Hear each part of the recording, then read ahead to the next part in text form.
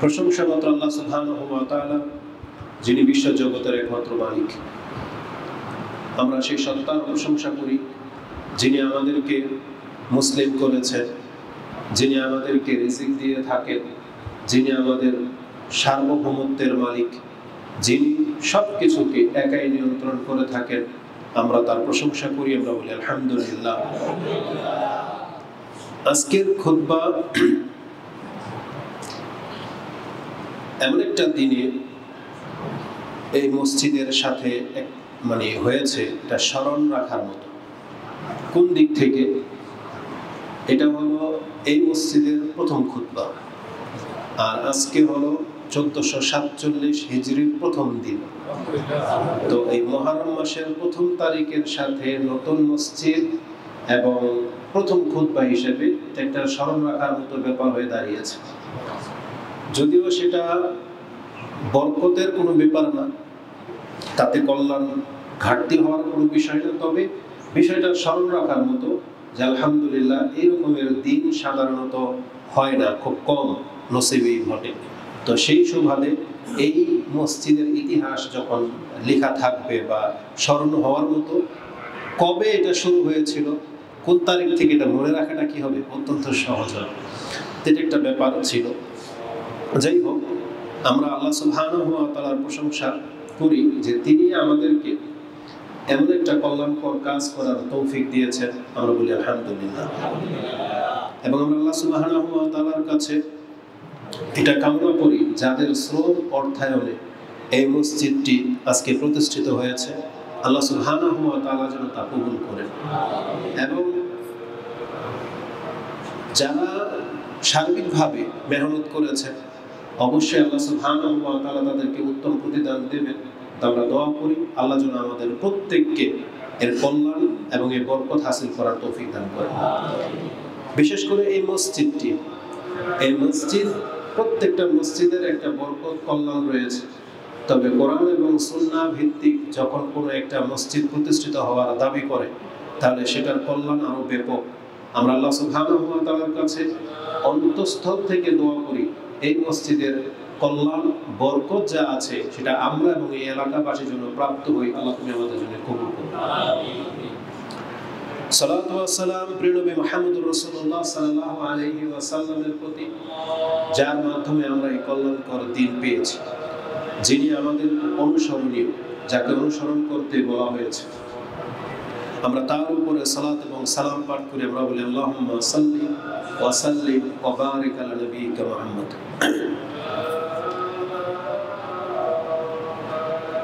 যদিও সাউন্ড একটু ব্যাঘাত ঘটবে, অন্য মসজিদের সাউন্ড এখানে চলে আসতেছে। তা আমরা আল্লাহ সুবহানাহু ওয়া তাআলার কাছে এই মসজিদের সার্বিক উন্নয়ন কামনা করি। আজকে হয়তো আমরা একটা দেয়াল দিয়ে একটা ছাবড়ার মতো করেছি। ইনশাআল্লাহ আজিজ, আল্লাহ সুবহানাহু ওয়া তাআলা চাইলে খুব শীঘ্রই এটা গ্লাস লেগে যাবে, হয়তো এটা আস্তর হয়ে যাবে এবং সাউন্ড প্রুফ একটা মসজিদে রূপান্তরিত হবে ইনশাআল্লাহ, যেন তখন এটা ব্যাঘাত ঘটবে না। তবে আল্লাহ সুবহানাহু ওয়া তাআলা তিনি ওই গায়বী কোনো কিছু উঠিয়ে দেন না, আর না তিনি আকাশ থেকে অর্থ সম্পত্তি নাজিল করবেন, বরং আমাদেরকে তিনি তৌফিক দিয়েছেন এবং আমাদেরকে বলেছেন যে আমি তোমাদেরকে যে রিজিক দিয়েছি তা থেকে তোমরা খরচ করো।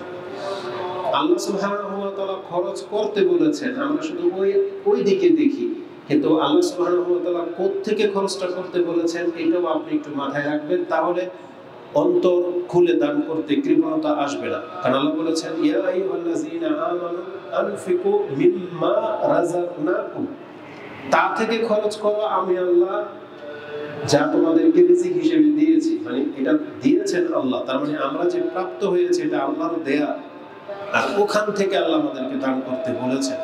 কিন্তু অধিকাংশ মানুষ যখন এই জিনিসটাকে মাথায় না রাখি, তখন আমরা মনে হয় যে আমাদের সম্পত্তি, সঞ্চয়কৃত সম্পত্তি থেকে আল্লাহ দিতে বলেছেন, এই জন্য অনেক সময় অন্তরে লাগে। কিন্তু আল্লাহ বলেছেন যে আমি তোমাদেরকে যা দিয়েছি তা থেকে দাও। বিশেষ করে আপনি যখন, মানুষের ফিতরত, আপনাকে যখন কোনো মালিকের ক্যাশে বসানো হবে, যদিও টাকা আপনার না, এটাই বাস্তব সত্য। দেখবেন মালিক যদি বলে যে এখান থেকে যে কোনো ভিক্ষুক আসলে তুমি দিতে থাকো, তখন দেখবেন যদিও টাকা আপনার না, কিন্তু বড় নোট দিতে আপনার অন্তরে লাগবে, যদিও টাকা কিন্তু আপনার না, অর্ডার করেছে মালিক। এটা মানুষের ফিতরত, মানুষের সম্পদ দিতে কষ্ট হয়। তা আমাদের সবার সম্পত্তিগুলোই মূলত আল্লাহ সুবহানাহু ওয়া তাআলা, কিন্তু আমরা যেহেতু এগুলো বহন করে বয়ে বেড়াই, আমরা এগুলো মানে সংরক্ষণের দায়িত্বে আছি, এই জন্য আমাদের অন্তরের মধ্যে একটু ব্যথা হয়। তবে আল্লাহ সুবহানাহু ওয়া তাআলা যাদের অন্তরকে কৃপণতা মুক্ত করেছেন, আল্লাহ বলেছেন এরাই হচ্ছে সফল হবে। কোরআনের দুইটা আয়াতে আল্লাহ সুবহানাহু ওয়া তাআলা এমন ইঙ্গিত দিয়েছেন, ওয়ামাইয়ুকা আন শুহা নাফসিহি ফাউলাইকা হুমুল মুফলিহুন। যাকে তার অন্তরের সংকীর্ণতা থেকে মুক্ত করে দেয়া হলো, এরাই হলো সফলকাম। তো আল্লাহ সুবহানাহু ওয়া তাআলার কাছে দোয়া করে, আল্লাহ তুমি আমাদের অন্তরের সংকীর্ণতা থেকে আমাদেরকে উঠে আসার তৌফিক দান করো। এই ধরনের যে কোনো কল্যাণকর কাজ যখন বাস্তবায়িত হওয়ার সময় আসে, আমাদের সবার উচিত সেখানে অংশ নেওয়া। আবারও আপনাদের জন্য কল্যাণের দোয়া করি, যাদের শ্রমে, যাদের অর্থায়নে এই মসজিদে এতদূর পর্যন্ত এসেছে, আল্লাহ আপনাদের প্রত্যেককে উত্তম জাযায়ে খায়র দান করুন, আমিন। এরপরের যে খুতবার মূল বিষয় সেটা হচ্ছে নতুন বছরকে কেন্দ্র করে। কারণ আজকে আমরা 1446 হিজরি পার করে 1447 হিজরিতে পদার্পণ করলাম, যেটাকে আমরা নতুন বছর হিসেবে জানি। আর এই নতুন বছরকে কেন্দ্র করে অনেকে আনুষ্ঠানিকতার সাথে উদযাপন করে থাকে, এক কথায় বলতে গেলে যেটা ইসলামে নাই। নতুন বছর উদযাপনের সাথে ইসলামের কোনো সম্পর্ক নাই, বরং বর্ষবরণের নামে এরা যা করে থাকে, সেটা ইংলিশ হোক, বাংলা হোক বা আরবি হোক, এই নতুন বছরকে কেন্দ্র করে যা কিছু করা হয়, এটা এমন এক বিজাতির অনুকরণ যাদের অনুসরণ করতে আমাদেরকে নিষেধ করা হয়েছে। বরং ইসলামের বাহিরের যতগুলো দল আছে, তারা এমন থিওরি নিয়ে পৃথিবীতে কাজ করে যাচ্ছে যাতে করে একজন মুসলিমকে তার মূল দিন থেকে সরিয়ে দেওয়া যায়। আল্লাহ আমাদেরকে উদ্দেশ্য করে বলেছেন যে তাদের অনুসরণ তোমরা করো না, কারণ তাদের উদ্দেশ্য হলো তোমাদেরকে দিন বিমুখ করে দেওয়া। এই সম্পর্কে একটি আয়াত আপনাকে স্মরণ করিয়ে দিই, যেটা সূরা আলে ইমরান 3 নম্বর সূরার 100 নম্বর আয়াতে আল্লাহ বলেছেন, ইয়া আইয়ুহাল্লাযীনা আমানু ইন তুতিউ ফারীকাম মিনাল্লাযীনা উতুল কিতাব, তোমরা যদি আহলে কিতাবদের কতকের পথ ধরে নাও, তাদের অনুসরণ করো, তাদের কিছু কাজের অনুসারী হয়ে যাও, সেটা কি হবে ক্ষতিটা? ইয়ারুদ্দুকুম বাদা ঈমানিকুম কাফিরিন, তাহলে তোমরা ঈমান যে এনেছো, এই ঈমান আনার পরেও তোমাদেরকে আবার কুফরের দিকে তারা ফিরিয়ে নিয়ে যাবে। তার মানে আপনার মুখে বলতে হবে না যে আমি খ্রিস্টান, দরকার পড়বে না। আপনি মুখে বলতে হবে না আমি ইহুদি বা আমি নাস্তিক হয়ে গেছি। আপনার কর্মটাই এমন হয়ে যাবে যেটা ওদের কর্ম। একটা ইহুদির যা কর্ম, চিন্তা চেতনা, একটা খ্রিস্টানের যা চিন্তা চেতনা, একটা নাস্তিক যেভাবে লালন পালন করে তার চিন্তাধারাকে, আপনার আমার চিন্তাধারা ওইভাবে হয়ে যাবে। যদিও হয়তো মাথায় টুপি থাকবে, যদিও হয়তো দাড়ি থাকবে, যদিও আপনি লেবাসে মুসলিম, মুখে ইসলামিক কথাবার্তা, যেমন অধিকাংশ যারা হারাম, প্রকাশ্যে হারাম খায়, যারা সুদে টাকা লাগায়, তারপরে যারা সুদী প্রতিষ্ঠানগুলোতে চাকরি করে, তাদেরও দাড়ি আছে, তারাও টুপি পরে, তারপরে তারা ইসলামিক কথাও বলে, কিন্তু ওইটাকে আর সে হারাম মনে করে না।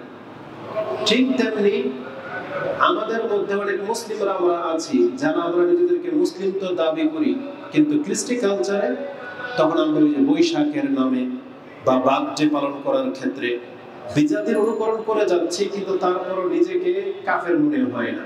অথচ আল্লাহ সুবহানাহু ওয়া তাআলা বলেছেন, যদি তাদের অনুকরণ করো কি হবে? ইয়ারুদ্দুকুম বাদা ঈমানিকুম কাফিরিন, তোমাদের ঈমান এনেছো তারপরে আবার তোমাদেরকে কাফির কুফরের দিকে নিয়ে যাবে। এটা হচ্ছে আমাদের সবচেয়ে বড় ক্ষতি, যদি আমরা বিজাতির অনুকরণ করি।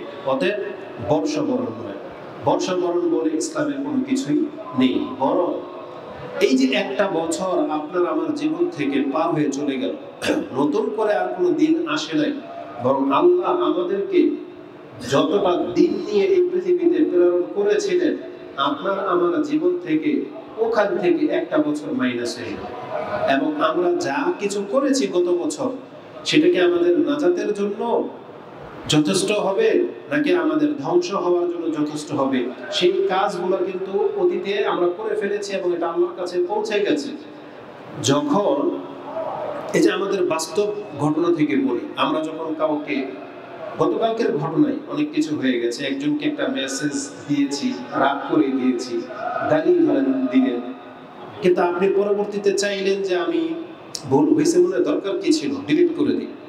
কিন্তু ওই ডিলিট করার অপশন যদি না থাকে তখন আপনার আর সাফাই গিয়ে কোনো কাজ হবে না, কারণ আপনি অনুতপ্ত যেটা সে বুঝতে পারলো না, আর যা রিয়েক্ট হওয়ার হয়ে গেল। তা আমাদের অবস্থা হয়েছে এমন, আমরা আল্লাহর কাছে যা পাঠিয়ে দিয়েছি এগুলো তো এখন আপনি আর মুছে ফেলতে পারেন না, মানে এগুলোকে যে আপনি থামিয়ে দিবেন যে আল্লাহর কাছে না পৌঁছুক, সেই পথ তো আর নাই। কারণ এমন কিছু দলিল আছে যেটা প্রমাণ করে মানুষ যখন একটা দিন পার করে ফেলে, সেই দিনে সে যা কিছু করে সেগুলোকে মোহর অঙ্কিত করে তার আমলনামার মধ্যে লিখে রেখে দেওয়া হয়। কিয়ামত পর্যন্ত এটা খোলা হবে না, একমাত্র হাসরের মাঠে খোলা হবে। কিতাব, আল্লাহ বলেছেন যেই দিন কিতাবটাকে খুলে দেওয়া হবে, তার মানে এটা একটা দিন ঘটবে, সেই দিনের আগে এই আমলনামা খোলা হবে না। এখন প্রশ্ন হচ্ছে যে খোলা হবে না, ঠিক আছে, আমাদের রব যদি দয়াবান না হতেন, ওই যে আমরা পাপগুলো পাঠিয়ে দিয়েছি যেটা আমাদের আমলনামায় পৌঁছে গেছে, আল্লাহ যদি ক্ষমার ব্যবস্থা গুলোকে মিটিয়ে রাখার ব্যবস্থা না রাখতেন, তাহলে আমরা হয়তো কেউ আর নাজাত পেতাম না। এটা আল্লাহ আলাদা একটা অনুগ্রহ, এক্সট্রা আমাদের উপরে রহমত, যে আল্লাহ আমাদের আমলনামাগুলোকে মিটিয়ে রাখার ব্যবস্থা করেছেন, সেটা আলাদা একটা সাবজেক্ট। কিন্তু আমাদেরকে চিন্তাশীল হতে হবে যে আমরা যে এই বিগত বছরে যা করেছি এটাকে আর মানে থামিয়ে রাখার কোনো অপশন নেই। এখন আমাদেরকে চিন্তাশীল হতে হবে, আর আল্লাহ নিজেও বলেছেন যে তুমি চিন্তাশীল হও। অতএব বর্ষবরণ নয়, বরং আমাদেরকে চিন্তাশীল হতে হবে যে আমরা এই একটা বছর যে পার হয়ে চলে গেল, এই বছরটাতে আমি আমার ব্যক্তিত্বের সাথে কি করেছি, আল্লাহর কাছে আমি আমার পরিচয়টা কি তুলে ধরেছিলাম, এটা একটু ভেবে দেখার ব্যাপার। এই বিষয়টাকে এবং বর্তমান পরিস্থিতিকে সামনে রেখেই আমি কোরআনের একটা আয়াত পাঠ করেছিলাম, সেটা সূরা হাশরে রয়েছে ৫৫ নম্বর সূরা ১৮ নম্বর আয়াতে আপনি পাবেন। আল্লাহ বলেছেন, ইয়া আইয়ুহাল্লাযীনা আমানুত্তাকুল্লাহ, হে ঈমানদাররা তোমরা আল্লাহকে ভয় করো, ওয়াল তানজুর নাফসুম মা কদ্দামাত লিগাদিন, আর প্রত্যেকের এটা ভেবে দেখা উচিত যে সে আগামীতে কি প্রেরণ করে দিয়েছে, মানে সে তার আমলনামা আল্লাহর কাছে কি প্রেরণ করে ফেলেছে, কি সেন্ড করেছে, এটা তার একটু ভেবে দেখা উচিত। ওয়াত্তাকুল্লাহ, আল্লাহকে ভয় করো, ইন্নাল্লাহা খাবীরুম বিমা তা'মালুন, তোমরা যা কিছু করো আল্লাহ সেগুলো সব অবগত রয়েছে। এই আয়াতের মধ্যে আল্লাহ বলেছেন, ওয়ালতানজুর নাফসুম মা কদ্দামাত লিগাদিন, প্রত্যেক ব্যক্তির এটা ভেবে দেখা উচিত যে সে এই বছরে আল্লাহর কাছে কি প্রেরণ করেছে বা তার আমলনামায় কি জমা করেছে, এটা নিয়ে তাকে একটু ভেবে দেখার প্রয়োজন রয়েছে। এটা আমাদের প্রত্যেকের উচিত, কারণ এই আমলনামার উপরে ভিত্তি করে আমার আপনার হিসাব নেওয়া হবে। সম্মানজনক হলে সম্মান প্রাপ্য হলো, আর যদি আমরা অসম্মানী, লাঞ্ছিত হওয়ার জন্য শাস্তির যোগ্য কোনো কাজ করে থাকি, তাহলে ওই কর্মের কারণে আমাদেরকে শাস্তি দেওয়া হবে। এই জন্য আল্লাহ বলেছেন, তুমি এখন উৎফুল্ল হইবা নাকি তুমি এখন আক্ষেপ করবা, এটা তোমার ভেবে দেখা উচিত। হ্যাঁ, আমরা বলতে পারি আলহামদুলিল্লাহ, যারা 2025 সাল এই হজের মধ্য দিয়ে একটা বছর পার হলো, কারণ আল্লাহ সুবহানাহু ওয়া তাআলা প্রত্যেক এক বছরে ইসলামটাকে পরিপূর্ণতা দান করেন। 5টা যে ইসলামের রোকন আছে এটা বছরে একবার পূর্ণ হয়। আমরা যারা বিগত বছরে এখনো ইসলামের উপরে আছি, 5 ওয়াক্ত সালাত আদায় করতেছি, যদি হারাম থেকে বেঁচে থাকা ব্যক্তি হই, তাহলে এখানে একটা উৎফুল্ল হওয়ার ব্যাপার আছে। এখানে আমোদ প্রমোদ নয়, বরং আলহামদুলিল্লাহ বলতে হবে যে এ বছরে কত ব্যক্তি বেনামাজি ছিল, এই বছরে কত ব্যক্তি নাস্তিক হয়ে গেছে, এই বছরে কত ব্যক্তি নাস্তিক অবস্থায় মরে গেছে। আলহামদুলিল্লাহ যে আমি এখন পর্যন্ত মুসলিম অবস্থায় বেঁচে আছি। এই ক্ষেত্রে আমরা আলহামদুলিল্লাহ বলতে পারি, কারণ কি রাসূলুল্লাহ সাল্লাল্লাহু আলাইহি ওয়াসাল্লাম বলেছেন, ফিতনা দিন দিন বাড়বে, আর ফিতনা যত বাড়বে এর পরিস্থিতি কেমন হবে? দিনের বেলায় এক ব্যক্তি মুসলিম ছিল, সন্ধ্যা পর্যন্ত তার ঈমান ঠিক থাকবে না। আবার সন্ধ্যায় সে মুসলিম ছিল, রাতে এমন কিছু ঘটবে যে দিনের বেলায় সে আর মুসলিম থাকবে না। তার মানে একজন ব্যক্তির মধ্যে এত বড় বিপ্লব ঘটবে। তো সেই জায়গায় একটা বছর আমরা পার করেছি, আর আমরা যদি নাস্তিকতার কোনো কাজ না করে থাকি, আমরা যদি হারাম কোনো কাজে না জড়িয়ে থাকি, তাহলে এমন প্রত্যেকটা মুসলিমকে অবশ্যই আল্লাহর প্রশংসা করা উচিত। তাই আমরা বলি আলহামদুলিল্লাহ। তো মূল বিষয় হচ্ছে আমাদেরকে উৎফুল্ল নয়, বরং আমাদের কর্ম নিয়ে আমাদেরকে চিন্তাশীল হতে হবে। এটার একটা কারণ বলে দিই। বুঝে বলেছি, এই যে বছরটা চলে গেল, যে আমলগুলো করে ফেলেছি সেগুলোকে আর ফিরিয়ে নিয়ে আসার মতো অপশন নাই। বরং রাসূলুল্লাহ সাল্লাল্লাহু আলাইহি ওয়াসাল্লামের একটা হাদিস থেকে জানা যায়, প্রতিদিনের আমল প্রতিদিন ওটাকে স্টাম্পিং করে, মোহর অঙ্কিত করে ওটা তার আমল নামার মধ্যে রেখে দেওয়া হয়। এ সম্পর্কে একটা হাদিস আমি আপনার কাছে পেশ করি। উকবা ইবনে আমির ইউহাদ্দিসু আনিন নবী সাল্লাল্লাহু আলাইহি ওয়াসাল্লাম আন্নাহু ক্বাল, উকবা রাদিয়াল্লাহু তাআলা আনহু তিনি বলেন যে রাসূলুল্লাহ সাল্লাল্লাহু আলাইহি ওয়াসাল্লাম বলেছেন, লাইসা মিন আমালি ইয়াউমিন ইল্লা ওয়া হুয়া ইখতামু আলাইহি, এমন কোন দিন নাই যেই দিনের আমল হয়ে গেলে সেই আমলের উপরে খতম মেরে দেওয়া না হয়। লাইসা মিন আমালি ইয়াউমিন ইল্লা ইখতামু আলাইহি, মানে আজকে আমরা একটা কাজ করে ফেলেছি, ধরেন আমরা যারা যে ভালো কাজগুলো করেছি এগুলোকে কি করা হবে? এমনি শুধু লিখে রেখে ছেড়ে দেওয়া হবে না। একটা সময় আসে সন্ধ্যায় হয়তো দিন শেষে সেই খাতাটাকে এটাকে ফোল্ডিং করে বা বাস করে ওটার উপরে একবার স্টাম্পিং করে রেখে দেওয়া হয়। ওই যে বললাম কিয়ামত পর্যন্ত এটা খোলা হবে না, এটা একবার আপনার সামনেই খোলা হবে। তাহলে হাদিসটা আছে কোথায়? এটা মুসনাদে আহমদে রয়েছে, 17317 নম্বরে আপনি হাদিসটা পাবেন। তার মানে প্রতিদিনের আমল প্রতিদিনই সংরক্ষণ করে রেখে দেওয়া হয়। তাহলে আমরা এক বছরে যা করেছি সেটা সংরক্ষণ করে রেখে দেওয়া হয়েছে। এই জন্য আমাদেরকে চিন্তাশীল হইতে হবে, যে এই জন্যই বলেছেন তুমি চিন্তা করে দেখো তুমি কি প্রেরণ করেছ। এই হাদিসটা এটা একটা চমৎকার হাদিস। এই হাদিসের মধ্যে আমাদের যারা আমরা সুস্থ আছি, যারা অসুস্থ হয়ে যায়, সুস্থ থাকতে যারা ভালো আমল করেন তাদের জন্য অনেক মর্যাদাপূর্ণ হাদিস হচ্ছে এটা। কারণ আজকে প্রায় মানুষ অসুস্থ। আমি আজকে 4 দিন জ্বরে ছিলাম, তো খোঁজ খবর নেওয়ার মতো কেউ নাই। একটা সময় অসহায় হেয় প্রতিপন্ন মনে হয়েছে, কিন্তু কারণ আমরা তো নেটে প্রচার করি না যে আমি জ্বর বা এসি, কিন্তু জানতে পারলাম শুধু আমি না, আমাদের অনেক বিজ্ঞ আলেমরাও কয়েক সে অসুস্থ। এবং আলহামদুলিল্লাহ আমাদের তো সাধারণ জ্বর আসছে, কিন্তু তাদের ভাইরাস জনিত জ্বর, মারাত্মক জ্বর, এমনও জ্বর হয়েছে এবং আরো কিছু সমস্যার কথা শুনতে পারলাম। তখন সুবহানাল্লাহ, তার মানে আমাদের চাইতে আমাদের শেখেরা কতটা ধৈর্যশীল। তারা কিন্তু নেটে এগুলো প্রচার করে না, কিন্তু আপনি জানেন না, খোঁজও রাখেন না। তো তার মানে আমরা বুঝতে পারতেছি আমাদের শুধু শেখ কেন, অধিকাংশ মুসলিম ভাইয়েরা হয়তো অসুস্থ, ঘন ঘন অসুস্থ হয়ে যান। যেহেতু এখন ভাইরাসের যুগ বা মহামারী ক্রমশই বাড়বে, মহামারীও আসবে। রাসূলুল্লাহ বলেছেন এটা কিয়ামতের লক্ষণ। এই যে আমরা সুস্থের সাথে আবার অসুস্থ হয়ে যাই, একটা প্রবণতা যেহেতু বেশি, তাহলে আপনাদের জন্য আমাদের জন্য এই হাদিসটা অত্যন্ত গুরুত্বপূর্ণ, যে আমাদের রব আমাদের সাথে কি আচরণ করে দেখেন। রাসূলুল্লাহ সাল্লাল্লাহু আলাইহি ওয়াসাল্লাম এই হাদিসটা এমন প্রেক্ষাপটে বলেছেন যেটা খুবই চমৎকার একজন মুসলিমের জন্য। রাসূল কি বলেছেন শুনুন। রাসূল সাল্লাল্লাহু আলাইহি ওয়াসাল্লাম তো বলেছেন যে প্রতিদিনের আমল স্টাম্পিং করে রেখে দেওয়া হয়। এই কথার সাথে আমাদেরকে এমন একটা সংবাদ দেওয়া হয়েছে যে ফাইজা মারিদাল মুমিন, যখন একজন মুসলিম ব্যক্তি অসুস্থ হয়ে পড়ে, কালাতিল মালাইকা, তখন ফেরেশতা বলে, যে আমলনামা লিখে এমন একজন ফেরেশতা এই দায়িত্বে যে আছে, সে বলে ইয়া রাব্বানা, হে আমাদের প্রতিপালক, আব্দুকা ফুলানুন তাদহাবাসতাহু, আপনার এই বান্দা তো বাধা পড়ে গেছে। মানে এই যে আজকে সারাদিন যে আমলগুলো করতো, কি করতো? 5 ওয়াক্ত ফরজ সালাত করতো, নফল করতো, এতো সালাম ফেরানোর পরে বসে বসে তাসবিহ তাহলিল করতো, সোমবার দিন বৃহস্পতিবার দিন সিয়াম রাখতো, এটা এক পৃষ্ঠা করে কোরআনও পড়তো, কিন্তু আজকে পরিস্থিতি এমন হয়েছে সে হয়তো কোনো রকম ফরজটা পড়তে পারবে, অথবা আমাদের মা বোনরা, মহিলারা এই হাতে সেখানে ফিট করা যেতে পারে, যেটা আমভাবে বলা হয়েছে। আমাদের মা বোনদের ওই যে মিন্স অবস্থায় সালাত মাফ, তাহলে এই যে সালাত যে মাফ, এটা কিসের কারণে? তার ইচ্ছার কারণে? এটা তার ত্রুটি।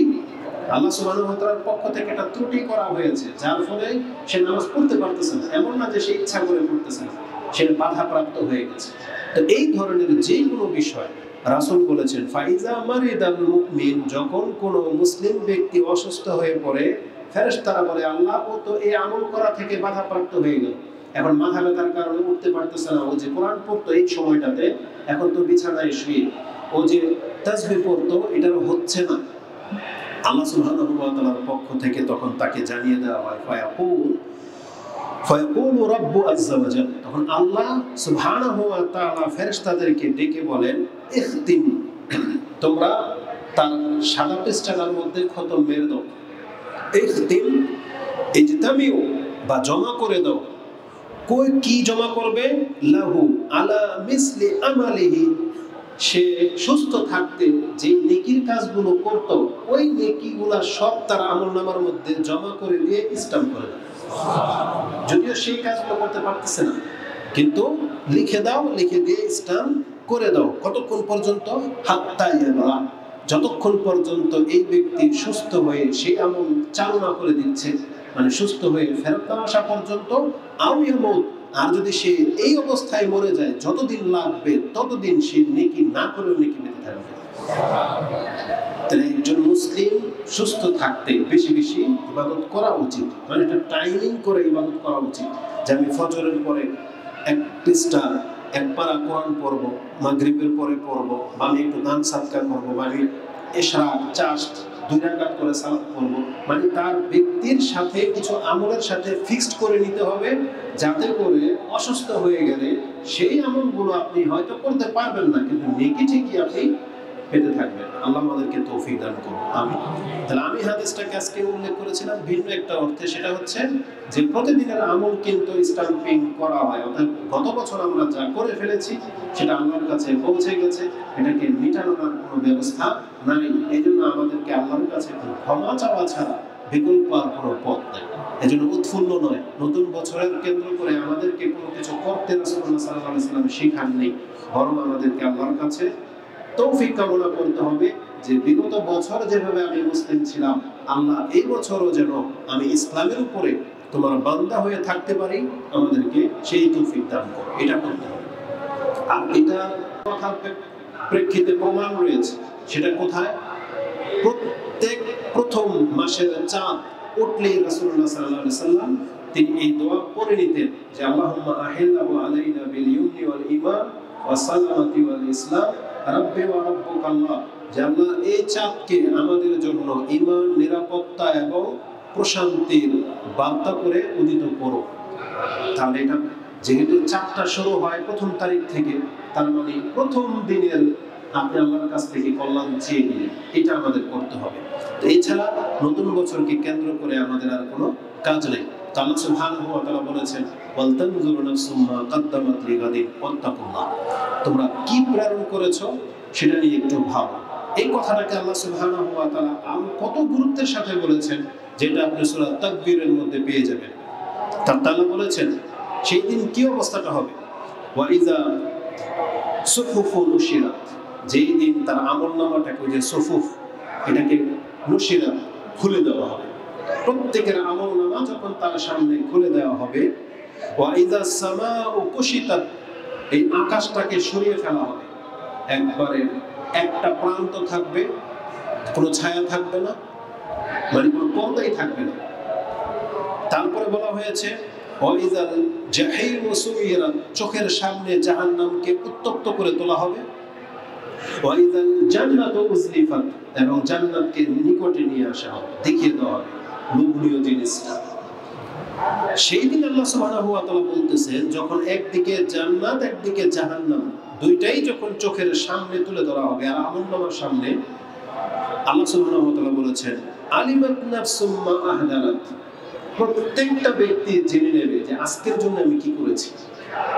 তাহলে এতটা কঠিন ভাবে আল্লাহ সুবহানাহু ওয়া তাআলা উল্লেখ করেছেন, যেটা আপনি তাকবীর 81 নম্বর সূরা 10 থেকে 14 এর মধ্যে আপনি আয়াতগুলো পেয়ে যাবেন। তো আমরা যা জমা করেছি তা নিয়ে কি করা হবে, এটা নিয়ে আমাদেরকে ভাবতে হবে। কেন? এই যে আল্লাহ সুবহানাহু ওয়া তাআলা বললেন যে আলিমাত নাফসুম মা আহদারা, প্রত্যেকটা ব্যক্তি সেই দিন জেনে নেবে যে কি সে আমল করেছে বা কি সামনে তার এখন আছে। কেন? কি করা হবে এগুলো নিয়ে? আমি আর আপনি যে আমলগুলো করেছি সেটা আল্লাহ আমাদের সামনে তুলে ধরবেন। এই তুলে ধরে কি করবেন? পুঙ্খানুপুঙ্খ আল্লাহ সুবহানাহু ওয়া তাআলা বিচার নেবেন, হিসাব নেবেন। আল্লাহ সেই কথাটাই বলেছেন। রাসূলুল্লাহ সাল্লাল্লাহু আলাইহি ওয়াসাল্লাম তিনি তার বিদায় হজের ভাষণে যত কথা বলেছিলেন তার মধ্যে সর্বশেষ কথা যেটা ছিল খুতবার একেবারে শেষ দিকে, তিনি এই কথাটাই স্মরণ করে দিয়েছিলেন। আবু বকর আন নবী সাল্লাল্লাহু আলাইহি ওয়াসাল্লাম আন্নাহু قال, যে রাসূলুল্লাহ সাল্লাল্লাহু আলাইহি ওয়াসাল্লাম তিনি আমাদেরকে বলেছেন ওয়াসাতালকাউনা রাব্বাকুম, খুব শীঘ্রই তোমাদেরকে তোমাদের রবের সাথে সাক্ষাৎ করতে হবে। ওয়াসাতালকাউনা রাব্বাকুম ফায়াসআলুকুম আন আমালিকুম, এবং তিনি তোমাদেরকে জিজ্ঞেস করবেন তোমাদের কর্ম সম্পর্কে, যে তোমরা এই দুনিয়াতে কি করেছিলে। এটা ছিল রাসূলুল্লাহ সাল্লাল্লাহু আলাইহি ওয়াসাল্লামের বিদায় হজের খুতবার সবচেয়ে শেষ অংশ, যে খুব শীঘ্রই হে মুসলিম তোমরা আল্লাহর সাথে সাক্ষাৎ করবে এবং তোমাদের রব তোমাদেরকে জিজ্ঞেস করবেন যে তোমরা কি করেছো। এটা বলার পরে রাসূলুল্লাহ সাল্লাল্লাহু আলাইহি ওয়াসাল্লাম তিনি একটা সতর্ক সাবধান করে জোরালো একটা ভাষা বলেছিলেন, আলা তোমরা সাবধান হয়ে যাও, ফালা তারজিউ বাদি দুল্লালান আও কুফারান ইয়াদরিবু বা'দুকুম রিকাবা বা'দ, আমার পরে তোমরা আবার গুমরাহির দিকে কুফরের দিকে ফিরে যেও না। কিভাবে? একে অপরকে আঘাত করে। তার মানে কোনো মুসলিম যেন কোনো মুসলিমকে হত্যা না করে, যদি করে তাহলে সে গুমরাহ হয়ে যাবে, সে কাফেরের পথ ধরে নেবে, তার মানে সে আর মুসলিমের মধ্যে থাকে না। তার মানে একজন মুসলিমকে হত্যা করা কুফরের সাথে তুলনা করা হয়েছে, যেটা আপনি বুখারী এবং মুসলিমের হাদিসে পেয়ে যাবেন। বুখারীতে হাদিসটি 5550, মুসলিমে হাদিসটি 4275 এ রয়েছে। তাহলে এই হাদিসের মধ্যে রাসূল আমাদেরকে কি সতর্ক সাবধান করেছেন, যে খুব শীঘ্রই সাতালকাউনা রাব্বাকুম, তোমাদের সাথে তোমাদের রবের খুব শীঘ্রই সাক্ষাৎ হতে যাচ্ছে, আর সেই সাক্ষাতে আমাদের আমলনামা সম্পর্কে জিজ্ঞাসা করা হবে। অতএব আমরা বংশবর্ণের নামে উৎফুল্ল না হয়ে আমাদের কর্মের দিকে চিন্তাশীল হওয়া উচিত। আর এই কর্মই হলো আমাদের নাজাত সম্মানের একমাত্র চাবিকাঠি। কর্মের উপরে ভিত্তি করে আল্লাহ সুবহানাহু ওয়া তাআলা বিচার নেবে। কোন ব্যক্তির চেহারা দেখে সেই দিন বিচার করা হবে, বরং তার ঈমান এবং আমলের উপরেই তার সাথে যা কিছু করা হবে। আল্লাহ সুবহানাহু ওয়া তাআলা আমাদের কর্মকে সহজ করুন, আমিন। দ্বিতীয়ত বিষয় হচ্ছে তাহলে মুহররম মাস আমরা কিছুই করব না, কিছুই করব না। যদিও মুহররম মাস জানুয়ারির মতো না, জানুয়ারি বছরের প্রথম মাস বটে, কিন্তু মুহররম একটু ব্যতিক্রম। সেটা শুধু ইসলামিক মাস সেই জন্য না, আল্লাহ সুবহানাহু ওয়া তাআলা তিনি যখন যাকে যতটা চায় সম্মান দিয়ে থাকে। যেমন সময়ের মাঝে কিছু সময়কে আল্লাহ সম্মানিত করেছেন, কর্মের মাঝে কিছু কর্মকে সম্মানিত করেছেন, ব্যক্তির মাঝে কিছু ব্যক্তিকে আল্লাহ সম্মানিত করেছেন, বস্তুর মাঝে বহু বস্তু আছে সম্মানিত, যেগুলো এক মানের না। যেমন পাথর, সব পাথর এক মানের না, সব স্থান এক মানের না, সব ব্যক্তি এক মানের না। নবীদের মাঝেও তারতম্য রয়েছে, একজনকে আরেকজনের চাইতে প্রাধান্য দেওয়া হয়েছে। তো আল্লাহ সুবহানাহু ওয়া তাআলা সময়গুলোর মাঝে মুহররম মাসকেও বিশেষ একটা মর্যাদা দিয়েছেন। মুহররম মাস কিন্তু এটা হারাম মাস, এটা জানেন, সম্মানিত মাস। মানে এই মাসে লুটতারাজ করা, যুদ্ধ শুরু করা জায়েজ নাই। মানে কোনো মুসলিম কোনো শত্রুপক্ষকে আক্রমণ করবে, সেটা হারাম মাসে সম্ভব না। এই মুহররম মাস হচ্ছে তার একটি, এটা হচ্ছে সর্বশেষ মাস, কারণ জিলকাদ, জিলহজ আর মুহররম এই তিনটা হচ্ছে পরপর। এই মুহররম মাসটা হচ্ছে হারাম মাস, যে সম্পর্কে আপনি সূরা তাওবার 36 নম্বর আয়াতের তাফসীর পড়েন পেয়ে যাবেন, এবং বুখারীতে হাদিসটি আপনি 6893 তে পাবেন, এবং মুসলিমে হাদিসটি আপনি 3179 তে পেয়ে যাবেন। এটা সম্পর্কে ডিটেইলস আলোচনা রয়েছে, আপনারা দেখে নেন যে মুহররম মাস হচ্ছে হারাম মাস। এই মুহররম মাস আরেকটা মর্যাদাপূর্ণ ব্যাপার হলো রমজান মাসকে আল্লাহ পৃথক সম্মান দিয়েছেন, জিলহজ মাসকে পৃথক মর্যাদা দিয়েছেন। আর মুহররমের পৃথক একটা মর্যাদা হলো এই মাসকে আল্লাহ নিজের মাস বলেছেন। রাসূলুল্লাহ সাল্লাল্লাহু আলাইহি ওয়াসাল্লাম তার এক হাদিস থেকে জানা যায়, তিনি এই মুহররমের মাসের পরিচয় আমাদের সাথে এভাবে করিয়েছেন। রাসূল বলেছেন, ক্বালা রাসূলুল্লাহ সাল্লাল্লাহু আলাইহি ওয়াসাল্লাম আফদালুস সিয়াম বাদা রমাদান শাহরুল্লাহিল মুহররম। রমজান মাসের সিয়ামের পরে যদি কোনো সম্মানিত সিয়াম থেকে থাকে সেটা মুহররমের সিয়াম। মানে এটা এখন সময় আসেনি, ওই 10ই মুহররমের যে সিয়াম, আশুরার সিয়াম, সেই দিকে ইঙ্গিত করা হয়েছে, তাহলে ওটা মুহররমে। রাসূল বলেছেন রমজান মাসের সিয়ামের পরের মর্যাদাপূর্ণ যদি কোনো সিয়াম থাকে সেটা কোথায়? মুহররমের সিয়াম। এই মুহররমের সিয়াম বলতে গিয়ে সেখানে একটা শব্দ ব্যবহার করা হয়েছে, বাদা রমাদানা শাহরুল্লাহিল মুহররম, আল্লাহর মাস মুহররম। মানে মুহররমটা হচ্ছে আল্লাহর মাস, তো বাকিগুলো কার? আল্লাহ। কিন্তু রাসূলুল্লাহ সাল্লাল্লাহু আলাইহি ওয়াসাল্লাম মুহররমের সাথে আল্লাহর মাস ব্যবহার করেছেন। এই হাদিসটি মুসলিমে রয়েছে 2645। কি পার্থক্য অন্য কথার চাইতে? যেমন ধরেন আরবি ভাষায় মসজিদ হচ্ছে ঘর, তাই না? বাইতুল্লাহ, কি বাইতুল্লাহ, ওগুলো হচ্ছে আমাদের বাইত, মানে এটা আমার বাইত, আরবিতে তো বোঝেন ঘর। এটা একটা ঘর, কিন্তু এই ঘরটাকে যখন বাইতুল্লাহ আল্লাহর সাথে যুক্ত করে দেওয়া হয়েছে তখন আপনি নিজেও বোঝেন দুনিয়ার সমস্ত ঘর থেকে মসজিদ শ্রেষ্ঠ। দুনিয়ায় অনেক কিতাব আছে, কিন্তু কোরআন কিতাবুল্লাহ, আল্লাহর কিতাব, আল্লাহর সাথে লেগে যাওয়ার কারণে এই কিতাবের মর্যাদা সব থেকে ঊর্ধ্বে। যেমন রাসূল, রাসূলুল্লাহ, যার নামের সাথে রাসূলুল্লাহ লেগে গেছে, মানে আল্লাহর রাসূল, তার মর্যাদা অটোমেটিক বেড়ে গেছে।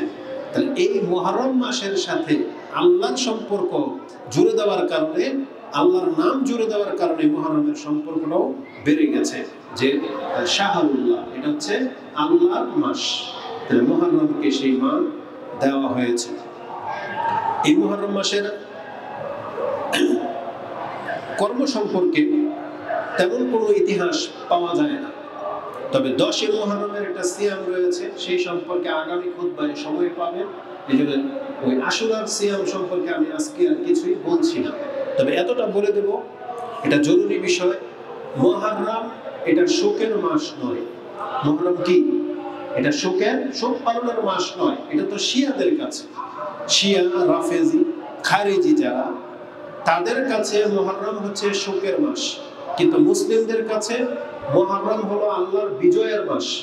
আল্লাহ সুবহানাহু ওয়া তাআলার পক্ষ থেকে মুসলিমদেরকে বিজয় দান করা হয়েছিল এই মুহররমে। এই মুহররমের 10 তারিখে আল্লাহ সুবহানাহু ওয়া তাআলা ইসলামের বিজয় ঘটিয়েছিলেন। আর এর ইতিহাস বহু পুরানো। কার যুগ থেকে? মূসা আলাইহিস সালামের আমল থেকে পাওয়া যায়। বরং আদম আলাইহিস সালাম থেকে বহু ঘটনা এই মুহররম কেন্দ্রিক বর্ণনা করা হয়েছে তাফসীরে, যেগুলোর দিকে আমি যেতে চাচ্ছি না। যে মুহররম মাসেই আদম আলাইহিস সালামকে সৃষ্টি করা হয়েছে, বা মুহররম মাসেই পৃথিবীর কিয়ামত হবে, মুহররম মাসেই আদম আলাইহিস সালামকে দুনিয়াতে আনা হয়েছিল, মুহররম মাসেই আদম আলাইহিস সালামকে ক্ষমা করা হয়েছিল। এভাবে বহু ঘটনা লেখা আছে। আমরা সেই দিকে যেতে চাচ্ছি না।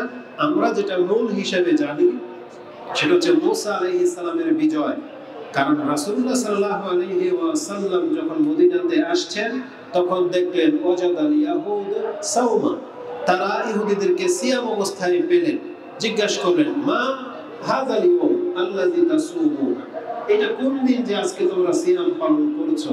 তখন বলে, হাযা ইয়াউমুন আযীম নাজ্জাল্লাহু মূসা ওয়া কওমা ওয়া আগরাকাল্লাহু ফিরআউনা ওয়া কওমা। আল্লাহ সুবহানাহু ওয়া তাআলা এই দিন মূসা আলাইহিস সালামকে এবং তার কওমকে নাজাত দিয়েছিলেন, আর ফেরাউনকে এবং তার সৈন্যবাহিনী, তার জাতিকে ডুবিয়ে ধ্বংস করেছিলেন। এটা ছিল সেই দিন, মানে মুহররমের 10 তারিখের দিন। তাই মুহররম হচ্ছে বিজয়ের মাস, কিন্তু এই বিজয়ের দিনটাকে পরবর্তীতে কোন একটা ঘটনার মানে সময়ের বিবর্তনে মুহররম মাসের 10 তারিখে একটা ঘটনা ঘটে যায় আলে বাইতের সাথে। রাসূলুল্লাহ সাল্লাল্লাহু আলাইহি ওয়াসাল্লাম তার বংশ আহল পরিবারের সাথে একটা ঘটনা ঘটে যায়, যেটা হুসাইন রাদিয়াল্লাহু তাআলা আনহুর সাথে ঘটে কারবালার ময়দানে। সেটা মুহররম মাসেই ছিল। কিন্তু শিয়া যারা হুসাইন রাদিয়াল্লাহু তাআলা আনহুকে হত্যা করেছে, যারা আলী রাদিয়াল্লাহু তাআলা আনহুকে হত্যা করেছে, যারা আরো বিজ্ঞ বহু সাহাবীদেরকে হত্যা করেছে এবং সাহাবীদেরকে যারা গালাগালি করে, মা আয়েশা রাদিয়াল্লাহু তাআলা আনহাকে যারা অপবাদ দেয়, যারা নোংরা ভাষায় গালি দেয়, আবু বকর রাদিয়াল্লাহু তাআলা আনহুকে যারা গালি দেয়, উমর রাদিয়াল্লাহু তাআলা আনহুকে যারা গালি দেয়, এই নোংরা জাতি তারা নিজেদের পাপকে ঢাকার জন্য এই 10 মুহররমের সময় তারা আবার মাতম করে, শোক পালন করে। আর পৃথিবীর মানুষের নেচার হলো যেটা প্রচার প্রসার বা যেটা দেখে ভালো লাগে তখন তারা সেটাতে জড়িয়ে যায়। কিন্তু ইতিহাস খুঁজে আর দেখেন এটা কোত্থেকে আসলো। এই শিয়াদের প্রভাবে, যার ফলে অধিকাংশ মানুষ বাংলার জমিনের মুহররম যে আল্লাহর বিজয়ের মাস এটা জানে না, বরং এই মুহররম মাসকে তারা শোকের মাস মনে করে। এমন অধম অজ্ঞ কিছু মুসলিম আছে যারা মুহররম মাসের মধ্যে বিবাহ শাদীটা হওয়াটাও একটা অকল্যাণ কিছু মনে করে। এগুলো হচ্ছে শিয়াদের থিওরি, শিয়াদের সাজানো, শিয়াদের বানানো রীতিনীতি। এগুলোকে অনুসরণ করা যাবে না। আর যারা শিয়া মানে হচ্ছে মূলত সঙ্গী, শিয়ান মানে হচ্ছে সাহায্যকারীও হয়। এটা একটা সম্মানজনক নাম। আমরা ওদেরকে এই নামেই চিনি, যদিও কারণ ওরা বলেছিল যে আমরা আলীর শিয়া, মানে আলীর সঙ্গী, আলীর সাহায্যকারী। কিন্তু মূলত ওদের আসল পরিচয় হচ্ছে খারিজি, রাফেজি। আমরা যদি এই ভাষা বলি তো অনেকে চিনবে না, এই জন্য শিয়া শব্দ আমরা পরিচিতির জন্য বলি। যাদেরকে আপনি শিয়া বলতেছেন এরাই হলো খারিজি, এরাই আলী রাদিয়াল্লাহু তাআলাকে হত্যা করেছিল এবং এরাই তার ছেলে হুসাইন রাদিয়াল্লাহু তাআলাকে হত্যা করেছে ষড়যন্ত্রমূলক। কিন্তু আবার মায়া কান্না করে। এদের কাছ থেকে সাবধান থাকতে হবে। এরা হচ্ছে মুসলিমদের চরম শত্রু, এমন শত্রু যে শত্রুকে আপনি শত্রু হিসেবে চিনেন না, এটা আপনার ব্যর্থতা। ইহুদিকে আমরা শত্রু হিসেবে চিনি, কিন্তু ইহুদির খালাতো ভাই হচ্ছে এটা। এই ইহুদিদের থিওরির উপরে ভিত্তি করে শিয়াদের জন্ম।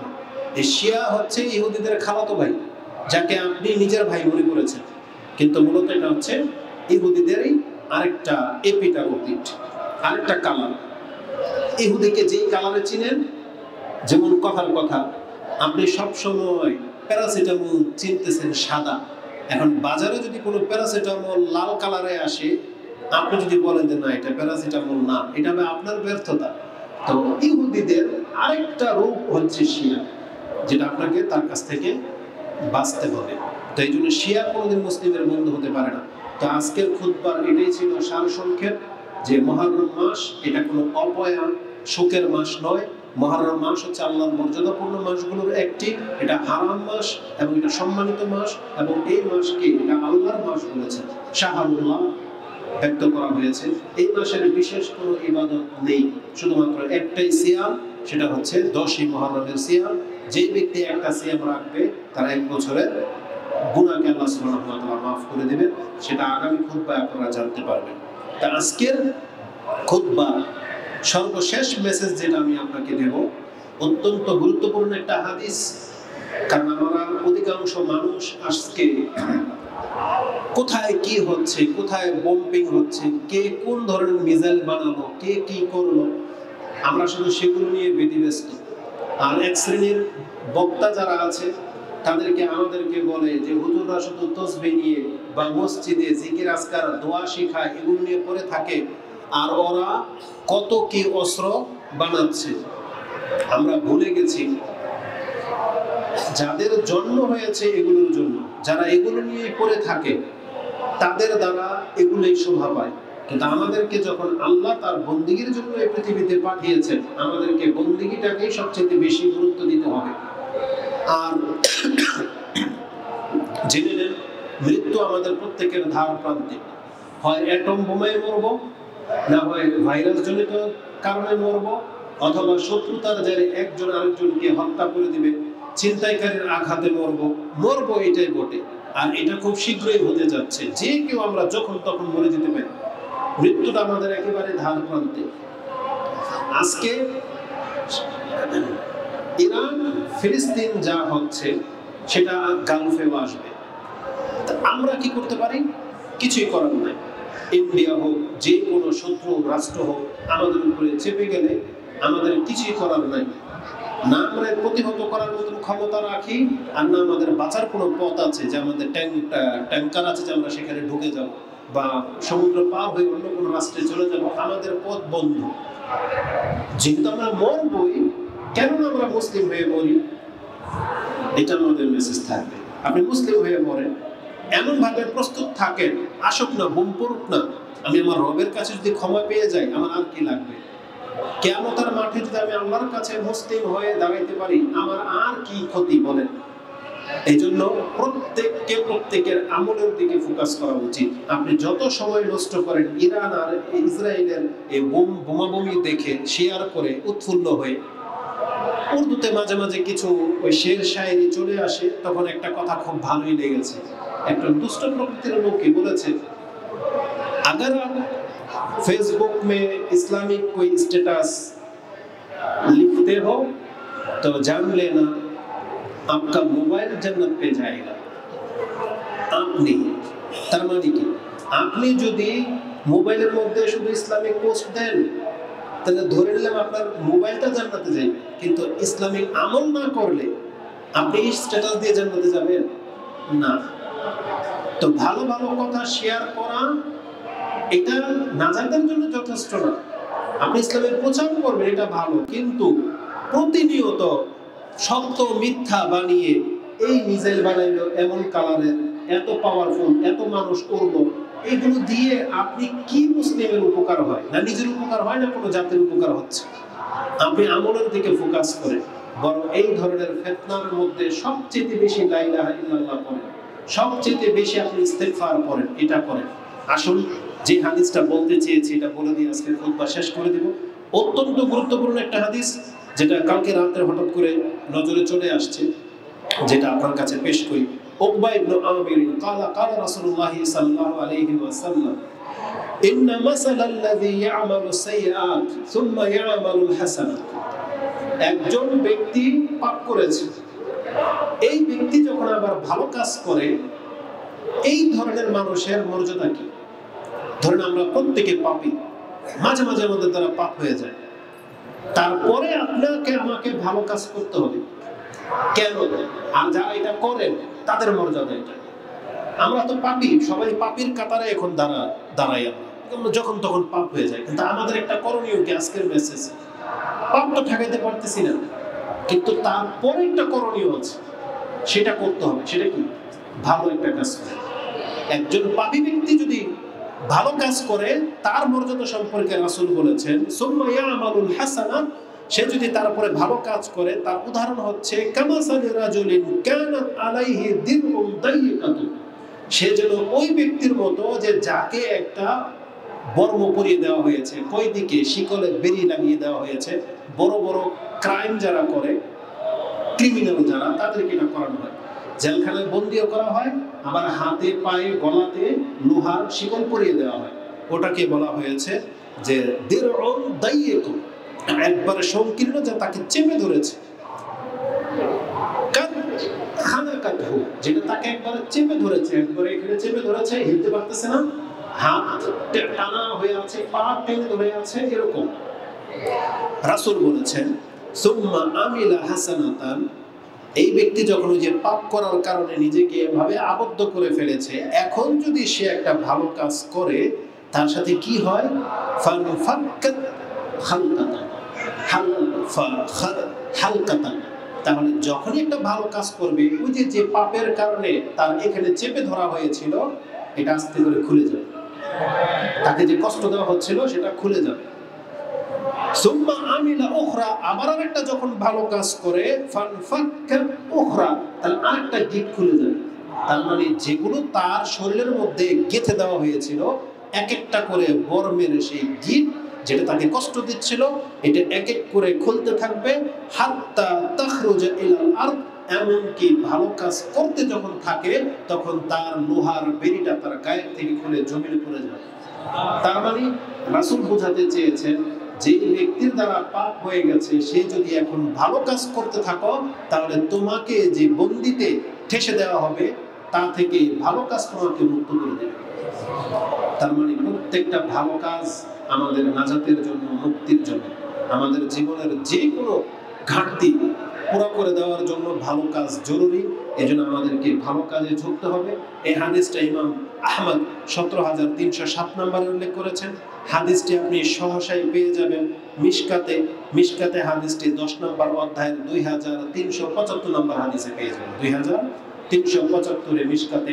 অতএব আজকের খুতবার এটাই ছিল আমাদের মেসেজ, যে আমরা আমাদের আমলের দিকে ফোকাস করতে হবে। আমল বিহীন আমাদের নাজাতের কোনো রাস্তা নাই। আর আমরা যেহেতু পাপী, অনেক পাপ জীবনে হয়ে গেছে, এখন মুক্তি পেতে হলে আমাদেরকে ভালো কাজের দিকে সময় কাটাতে হবে। আর রাসূলুল্লাহ সাল্লাল্লাহু আলাইহি ওয়াসাল্লামের আরেকটা হাদিসে আরো চমৎকার করে এভাবে বলা হয়েছিল, আবু যার রাদিয়াল্লাহু তাআলা কে, ইয়া বাজার ইত্তাকিল্লাহা হাইসুমা কুনতা, যেখানেই তুমি থাকো না কেন আল্লাহকে ভয় করো। ওয়াতবিস সাইয়্যাতাল হাসানাত তামহু, যখনই তোমার দ্বারা অন্যায় কিছু হয়ে যাবে সাথে সাথে ভালো একটা কাজ করে নেবে, তাহলে ভালো কাজটা তোমার মন্দটাকে মিটিয়ে দেবে।